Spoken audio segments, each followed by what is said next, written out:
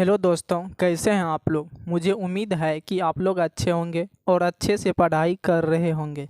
इस वीडियो में आपको बताने वाले हैं NCERT class 8th science chapter 16 धातु एवं अधातु। इसके अंतर्गत जितने भी प्रश्न हैं सभी प्रश्न का उत्तर करेंगे। चलिए स्टार्ट करते हैं अभ्यास से। पहला प्रश्न है, सही विकल्प पर सही का निशान लगाइए। पहला है, निम्नलिखित में से किसको पिघलाकर नया रूप दिया जा सकता है। निम्नलिखित में से किसको पिघलाकर नया रूप दिया जा सकता है। क में है लोहा, ख में है फास्फोरस, ग में है सल्फर, घ में है हाइड्रोजन। इसका राइट आंसर हो जाएगा ऑप्शन नंबर क, लोहा।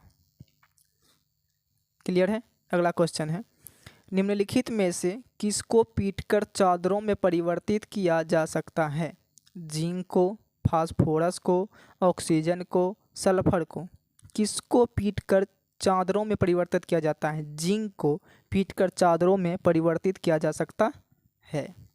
अगला क्वेश्चन है 3 नंबर, निम्नलिखित में किसको पतले तार में परिवर्तित कर सकते हैं। सल्फर को, सोना को, फास्फोरस को, कार्बन को। इसका राइट आंसर हो जाएगा ऑप्शन नंबर ख, सोना। सोना को पतले तार में परिवर्तित कर सकते हैं। अगला क्वेश्चन है, निम्नलिखित में कौन सी धातु मानव रक्त में पाई जाती है। लोहा, सोना, तांबा, चांदी। इसका राइट आंसर हो जाएगा ऑप्शन नंबर क, लोहा। लोहा धातु मानव रक्त में पाई जाती है। क्लियर। निम्नलिखित में अगला है, निम्नलिखित में से किसको पिघलाकर नया रूप दिया जा सकता है। पहला क्वेश्चन और ये दोनों सेम दिया हुआ है, बुक में भी दिया हुआ है, हम भी दे दिए हैं। इसका लोहा हो जाएगा। क्लियर है। चलिए आगे बढ़ते हैं। दूसरा है, रिक्त स्थानों की पूर्ति करें। क नंबर में सबसे पुराना धातु डैश है, तांबा है। ख में डैश की पतली पर्णिकाओं का उपयोग चॉकलेट के लपेटने में होता है। इसका राइट आंसर हो जाएगा चांदी, एल्युमिनियम। ग में सभी डैश तन्य होती है, सभी धातु तन्य होती है। घ में डैश एक द्रव्य धातु है, पारा एक द्रव्य धातु है। डैश एक अधातु है परंतु विद्युत का सुचालक है। ग्रेफाइट एक अधातु है लेकिन विद्युत का क्या है, सुचालक है।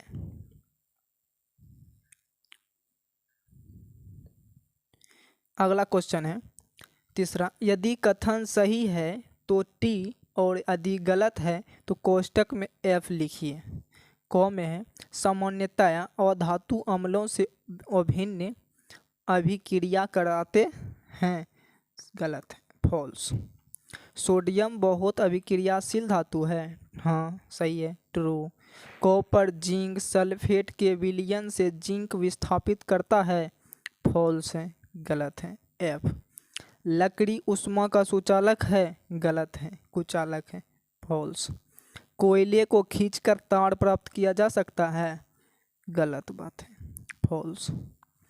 अगला क्वेश्चन है, निम्नलिखित के लिए कारण दीजिए। कॉपर, पहला है कॉपर जिंक के उसके लवण को विलयन से विस्थापित नहीं कर सकता है।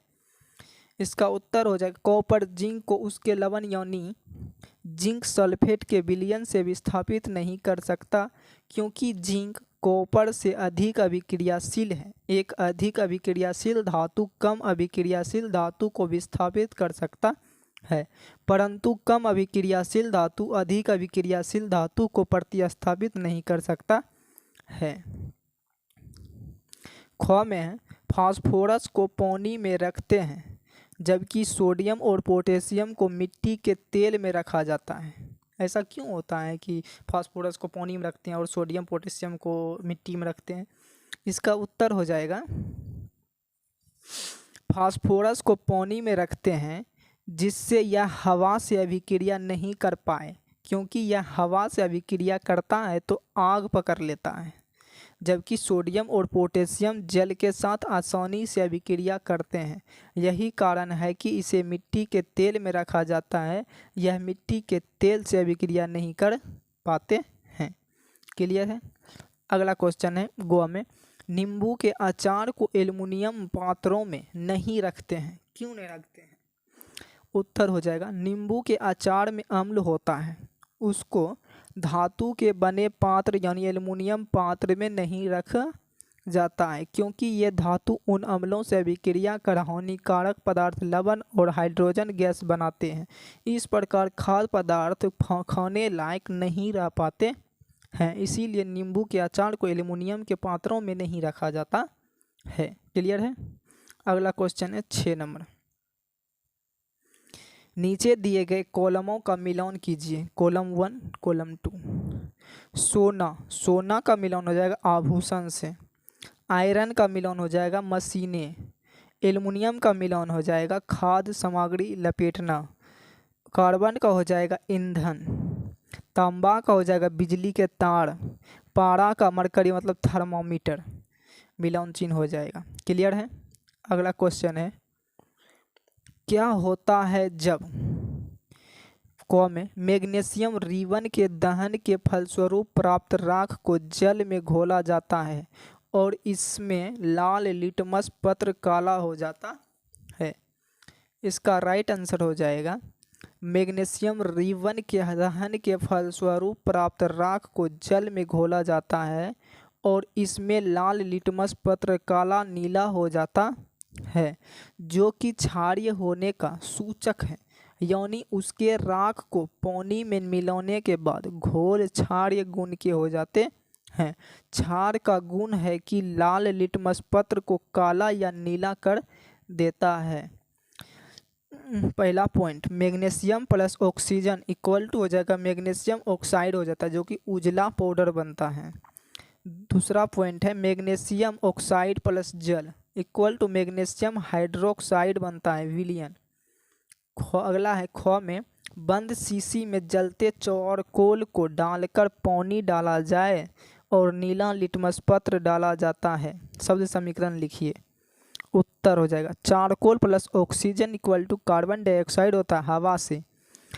दूसरा पॉइंट कार्बन डाइऑक्साइड प्लस जल कार्बोनिक अम्ल बन जाता है। नीला लिटमस लाल हो जाता है क्योंकि अधातु के ऑक्साइड अम्लीय होते हैं। क्या होते हैं? अम्लीय होते हैं। अगला क्वेश्चन है 8 नंबर। गोलू ने एक बोतल में सोडियम हाइड्रोक्साइड का विलयन बनाया है और इसमें लोहे की कुछ पीन डाली। एक पतली एक जलती हुई माचिस की तीली शीशी के मुंह पर रखा तो पंप ध्वनि के साथ माचिस की तीली भभक कर जलने लगी। बताइए कौन सी गैस निकली? इसका उत्तर हो जाएगा सोडियम हाइड्रोक्साइड के विलयन में लोहे का पिन डाला गया, फिर माचिस की तीली शीशी के मुंह पर रखा तो पंप ध्वनि के साथ माचिस की तीली भभककर जलने लगी। पंप ध्वनि हाइड्रोजन गैस की उपस्थिति को दर्शाता है। अगर आप लोग को हमारी वीडियो पसंद आए तो चैनल को सब्सक्राइब करके वीडियो को लाइक कर दें और अपने प्यारे दोस्तों के साथ शेयर कर दें। आज की क्लास यहीं तक, फिर मिलते हैं अगले क्लास में। तब तक के लिए धन्यवाद।